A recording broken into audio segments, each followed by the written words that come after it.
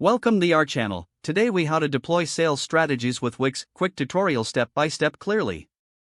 To begin deploying sales strategies with Wix, log in to your Wix account. If you don't have an account yet, create one using your email, Google, or Facebook. Once logged in, navigate to your Wix dashboard. Select the site you want to work on or create a new site if necessary. Go to the Add menu on the left side of the dashboard. Click on Apps to explore available sales applications. Search for popular sales tools like Wix Stores, Wix Bookings, or Wix Events. Choose the app that best fits your sales strategy and click Add to Site. Follow the prompts to set up the application according to your business needs. After installation, configure the app settings for your products or services. Make sure to add high-quality images and detailed descriptions for each product. Set competitive prices and consider offering discounts or promotions. Next, navigate to the Marketing Tools menu. Explore options like email marketing or social media sharing.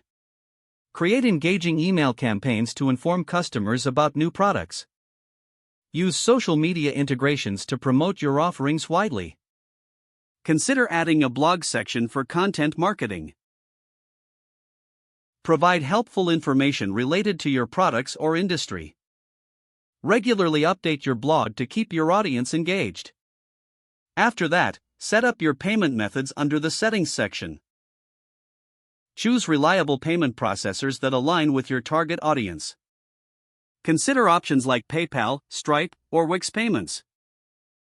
Finally, preview your site to ensure everything looks professional.